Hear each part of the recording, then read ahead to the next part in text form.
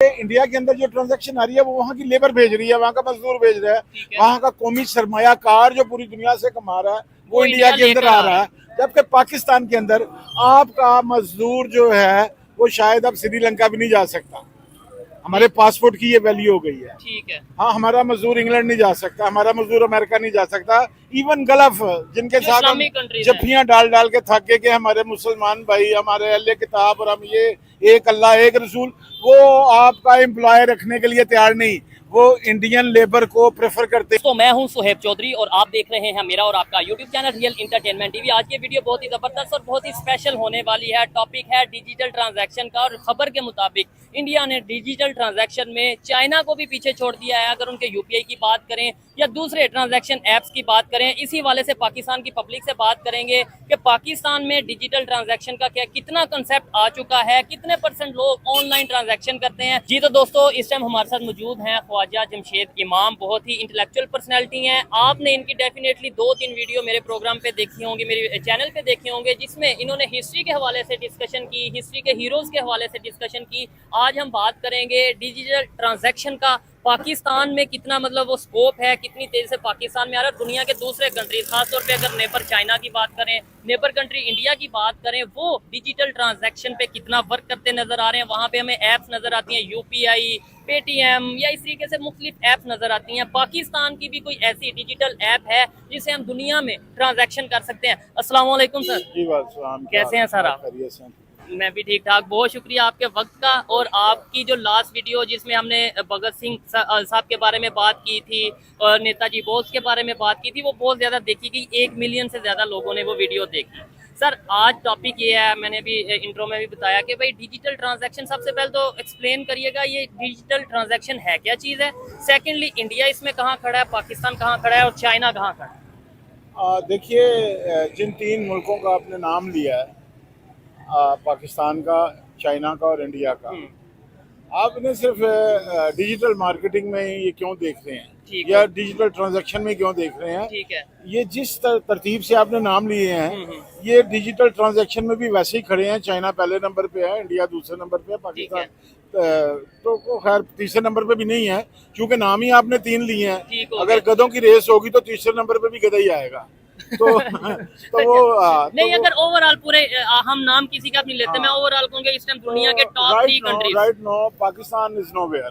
ठीक है। This is very simply I would like to define कि हम तो अभी हमने उनकी इब्तदाई सीढ़ियों पे भी कदम नहीं रखा। ठीक है। हम इस बात को अंडरस्टैंड ही नहीं कर पा रहे। मतलब मैं आपको आसानी से समझा देता हूँ कि मैं जब पैदा हुआ तो इस जमीन पर जो एज चल रही थी वो थी इंडस्ट्रियल एज। ठीक है। ओके, मगर जब आप पैदा हुए तो जमीन पे एज बदल चुकी थी, इंफॉर्मेशन टेक्नोलॉजी आ चुकी थी। ठीक है। ठीक है। जो डिजिटल ट्रांजैक्शन है उसका ताल्लुक इंफॉर्मेशन एंड टेक्नोलॉजी की एज से ही है। बिल्कुल ऐसे ही। तो चूंकि हम उस एज में दाखिल ही नहीं हुए, आई एम सॉरी टू से, हम तो उस एज में दाखिल ही नहीं हुए, हमने वो ब्रेन ही पैदा नहीं किए, हमने वो लोग ही पैदा नहीं किए। हमारे आइन की जो 1974 की एजुकेशन पॉलिसी है उसके मुताबिक ये लिखा हुआ है कि Islamic studies and Pakistan study will be taught as a compulsory subject. ठीक है। आपका कंपल्सरी सब्जेक्ट आज भी इस्लामियात और मुतालिया पाकिस्तान है।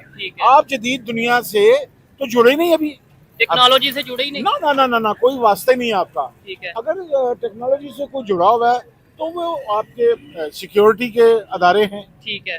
वो भी इसलिए जुड़े हुए हैं कि वो पाकिस्तान में हाल नाल हैं। ठीक हो गया। उन्होंने अपनी सिक्योरिटी के लिए सारा कुछ करना है, पाकिस्तान की अवाम की सिक्योरिटी के लिए करना है, तो वो एक हद तक पाया भी मगर उन्होंने भी जो कुछ खरीदा है वो बाहर से आया सारा कुछ। ठीक है। तो जब हम मौजूदा अहद में टेक्नोलॉजी बाय करते हैं बाहर से, तो जिंदा मिसाल में देता हूँ, जब आपने F-16 बाय किया तो आपके तैयारे यहाँ पे रुक गए, आपके पास पुर्जे नहीं थे।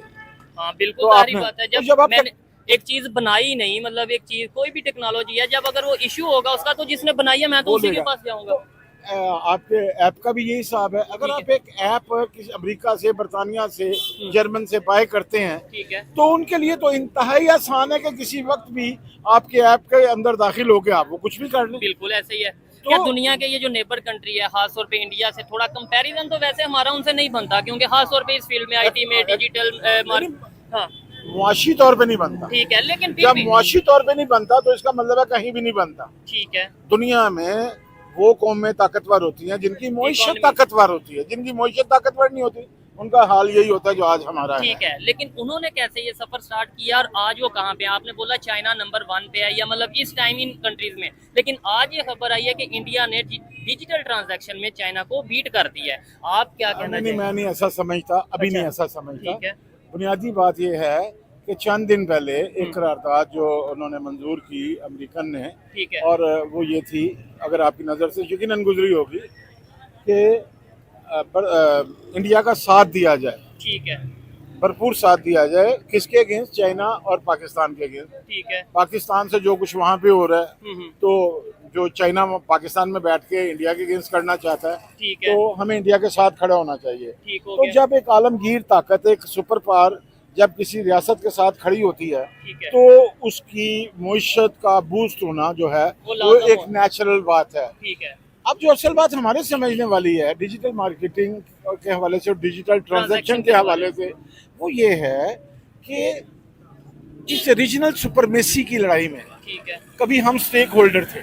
अच्छा, पाकिस्तान कभी नाम था हमारा, हाँ, हमारा नाम था, हम दुनिया के अहम तरीन जोग्राफिया पे बैठे हुए हैं। ठीक है, दो एशियन टाइगर्स भी शायद दो था। सुपर पावर हमारे सर पे बैठी हुई हैं, ठीक है, चाइना और रशिया। ठीक है, और हमने और पाकिस्तान ने अफगानिस्तान में जो किया और या जो रोल प्ले किया, वो कि मैं उसका हमायती नहीं हूँ, ठीक है, मैं उस जंग का मुखालिफ था, ठीक है। क्योंकि उस जंग का सारा नुकसान हमें हुआ, अभी जिसकी तक हो वजह रहा है, से सर, जिसके अभी तक हो अभी रहा है। होगा। अच्छा, हाँ, अभी तो शुरू हुई है ना ये जंग। ठीक है, अफगानियों ने अपनी जंग हारी है या जीती है, ठीक है, हमारी जंग तो अभी शुरू हुई है। तो इसमें आके हमें अभी पाकिस्तान को बहुत कुछ करना है। और आप ये देख रहे हैं कि इसमें इस्तेहकाम के हवाले से भी बहुत ज्यादा ले दे हो रही है पाकिस्तान के अंदर। जो तालिबान के हमायती हैं वो इसे चाहते हैं कि ना हो, ठीक है, जबकि मैं as a Pakistani totally clear हूँ इस बात पे कि पाकिस्तान के अंदर कोई बैरूनी हाथ ठीक है, उतनी देर तक कामयाब नहीं हो सकता जब तक कोई अंदरूनी हाथ उसके साथ इन्वॉल्व ना मिला हो। ठीक है, तो अब आ जाए डिजिटल ट्रांजैक्शन की तरफ। ठीक है, तो जो डिजिटल ट्रांजैक्शन है उसने आपकी प्रोडक्शन के हवाले से ही होना है ठीक कि है, आप दुनिया को बेच क्या रहे हैं। तो सवाल ये, मेरा पहला सवाल तो ये है पाकिस्तान पे, कि इंडिया क्या बेच रहा है और चाइना क्या बेच रहा है। ठीक तो है, प्रोडक्शन तो चाइना की ज्यादा है, ठीक है, वहां पे बिजली फ्री है, लेबर फ्री है, तो उनकी प्रोडक्शन को तो इंडिया मीट ही नहीं कर रहा। ठीक है, तो इसलिए ये कहना कि इंडिया की ट्रांजैक्शन ज्यादा हो गई है, ठीक हो तो गया, मैं ऐसा नहीं समझता। हाँ, उनकी ट्रांजैक्शन जो उनका बाहर बैठी हुई लेबर है, ठीक है, वो जो, क्योंकि चाइना में ये कॉन्सेप्ट नहीं है कि अपने लोग मजदूर बाहर भेजो, ठीक है, तो उनकी ट्रांजैक्शन खालिसतन प्रोडक्टिव है, ठीक जो है, चाइना में पैदा होता है और पूरी और दुनिया वहीं में पूरी दुनिया में बिकता है। ठीक हो गया, जबकि इंडिया के अंदर जो ट्रांजैक्शन आ रही है वो वहाँ की लेबर भेज रही है, वहाँ का मजदूर भेज रहा है, ठीक है, वहाँ का कौमी सरमायाकार जो पूरी दुनिया से कमा रहा है वो इंडिया के अंदर लेकर आ रहा है। जबकि पाकिस्तान के अंदर आपका मजदूर जो है वो शायद अब श्रीलंका भी नहीं जा सकता। हमारे पासपोर्ट की ये वैल्यू हो गई है। ठीक है, हाँ, हमारा मजदूर इंग्लैंड नहीं जा सकता, हमारा मजदूर अमेरिका नहीं जा सकता, इवन गल्फ जिनके जो साथ हम इस्लामिक countries हैं। जफ्फियां डाल डाल के थक गए कि हमारे मुसलमान भाई, हमारे अहले किताब और हम ये एक अल्लाह एक रसूल, वो आपका एम्प्लॉय रखने के लिए तैयार नहीं, वो इंडियन लेबर को प्रेफर करते हैं। जब इंडियन लेबर को प्रेफर करेंगे तो रुपया कहाँ उधर जाएगा, गल्फ से इंडिया उधर जाएगा, ऐसी और है। किस ऐप से जाएगा? जाहिर बात है, डिजिटल ऐप से जाएगा। तो जाएगा। डिजिटल ऐप से जब रुपया जाएगा तो तो transaction इंडिया ट्रांजैक्ट कहेगा कि हमारी ट्रांजैक्शन ज्यादा है। मगर समझने वाली बात यह है कि ये उनकी लेबर कमा रही है। हाँ, ठीक है सर। अच्छा, इस ऐप का जाहिर बात है कोई भी चीज़ है, फायदे भी होते हैं, नुकसान भी होते हैं। सबसे पहले तो फायदा बताइए, क्या इसके फायदे क्या हैं, फिर उसके बाद नुकसान की तरफ आएंगे। कि एक साइड पे बात की जा रही है कि इंडिया की अगर बात करें वहाँ पे डिजिटल ट्रांजैक्शन बढ़ती नजर आ रही है, दूसरी साइड पे पाकिस्तान में अभी रिसेंटली हमारे इधर प्रेस कॉन्फ्रेंस हुई जिसमें डिजिटल दहशतगर्दी बढ़ती नजर आ रही है। एक साइड पे डिजिटल ट्रांजैक्शन, दूसरी साइड पे डिजिटल दहशतगर्दी का जिक्र हो रहा है। देखें, ये तो बड़ी खूबसूरत बात है जो आपने की है, यानी फर्क नजर आ जाता है ना थोड़ा। यार बिल्कुल ऐसा है।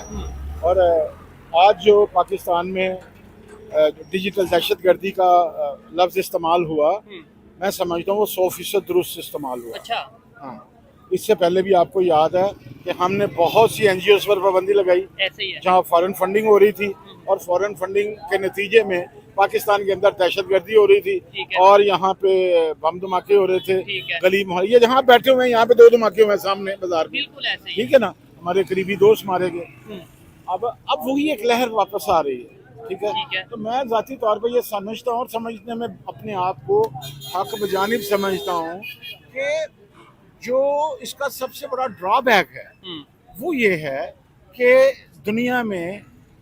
दुनिया की रियासतें, जी उनके लिए ये आसान हो गया है कि डिजिटल ट्रांजैक्शन फेक तरीके से एक रियासत के से दूसरी रियासत में भेजना। लेकिन सर उसमें कोई चेक एंड बैलेंस भी तो होगा।